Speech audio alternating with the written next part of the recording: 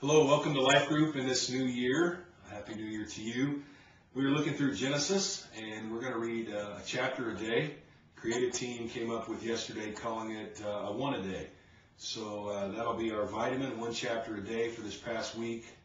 For the 1st and 2nd of January, we were looking at Genesis 1 and 2. I'm going to intro just a few things about Genesis and maybe pick up a thought here or there, and that's how we'll pursue today. Genesis is the book of beginnings.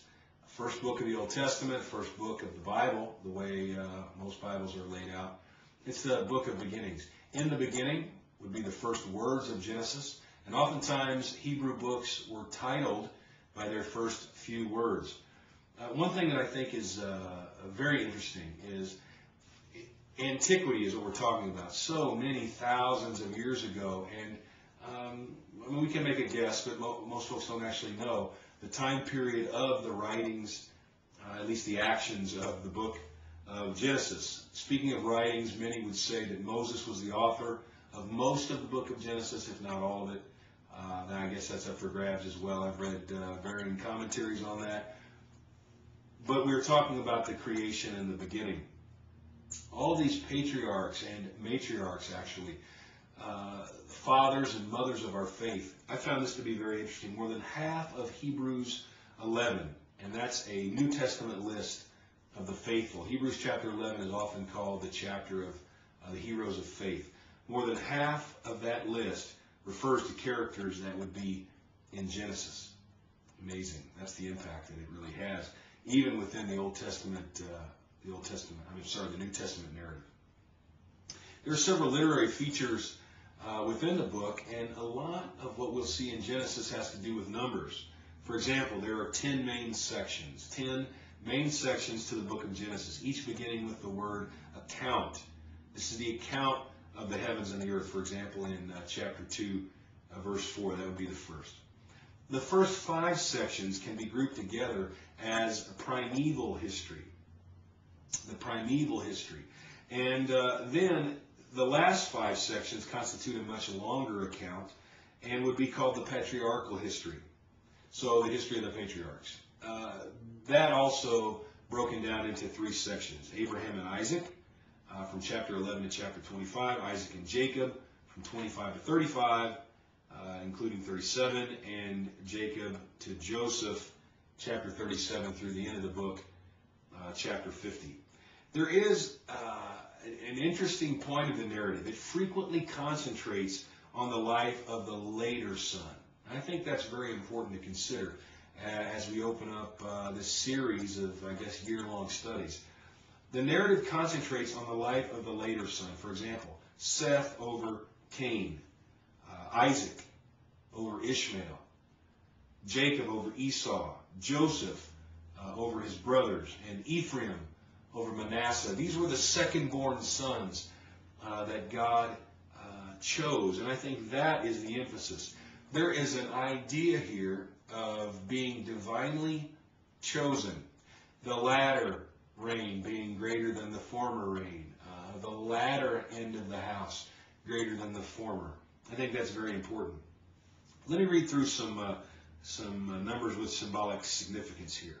The number 10, in addition to being the number of sections into which Genesis is divided, is also the number of names appearing in the genealogies. The number 7 occurs frequently. The Hebrew text of chapter 1, verse 1 consists of exactly 7 words. And that of chapter 1, verse 2 of exactly 14, or twice 7 words. There are 7 days of creation, 7 names in the genealogy of chapter 4, various 7s within the flood story, 70 descendants of Noah, a 7-fold promise to Abram, which is found in chapter 12, verses 2 and 3, 7 years of abundance, and then a famine, 7 years of abundance and famine. 70 descendants of Jacob, other significant numbers like 12 and 40 appear as well. But I think we can get the idea that there's something going on with respect to the authorship. One final note in general about the book. I don't think it's much coincidence that many of the subjects and themes of the first 3 chapters, 1, 2, and 3, in Genesis are reflected in the last 3 chapters of the book of Revelation. So the first 3 chapters of the way our Bible is laid out, Genesis 1, 2, and 3, are reflected in Revelation 20, 21, and 22. Now, as we look through the chapters themselves, real quickly, let's just take a look at this. God has always been. Psalm 90, verse 2 helps us see that. And the word is a very common word, El. Very common vernacular word for God. The Hebrews lifted that and used the word Elohim. Elohim means God. It is a plural noun, but the verb is singular. A plural noun, but the verb is singular. It's plural, but the verb is singular. A normal usage in the Old Testament when reference is to the one true God. Now listen to this. This use of the plural expresses intensification rather than number, and has been called the plural of majesty or potentiality.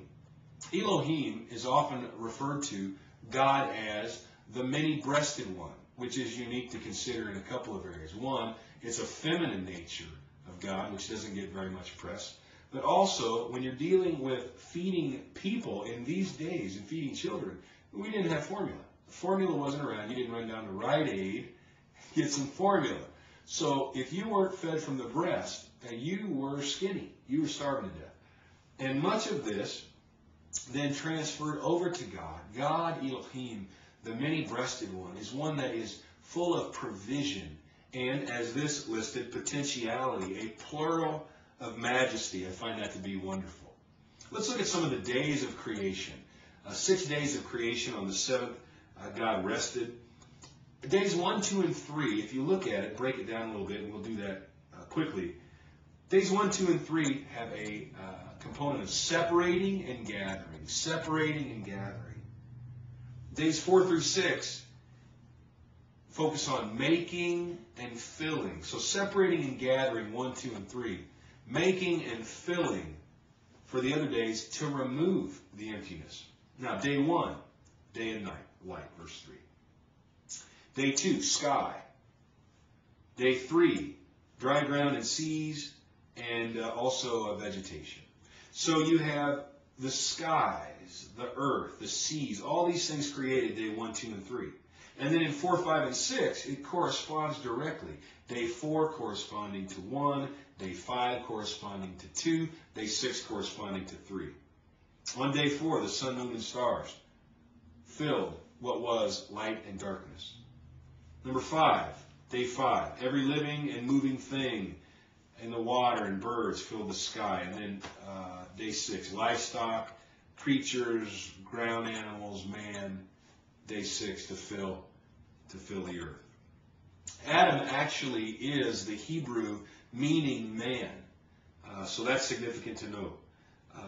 It's a generic term, and depending on its context, it can refer to a single human being or the collectivity of human beings. Many times as we look through this whole process, we see, comparing chapter 1 and chapter 2, chapter 1 we see God as magnificent. I see the white bearded God, Sistine Chapel figure that releases, from his word, releases planets and stars into space. That's the God that I see. Magnificent, holy, amazing. I was talking to a friend recently, and he called the God of chapter 2 the blue-collar God. A God that stoops down. Now, it's still the creation narrative, but he gets his hands dirty, almost like a mechanic. You can see, you can smell the dirt, you can see the dirt under his fingernails as he kneels down and ministers and helps. These two gods together become the God of this book. Magnificent and yet personable. I hope you find something fresh and new in these narratives as we move through the book of Genesis and on through these readings. I pray that you're blessed. I pray your new year is full of grace and peace. Know that I love you, and I look forward to seeing you soon.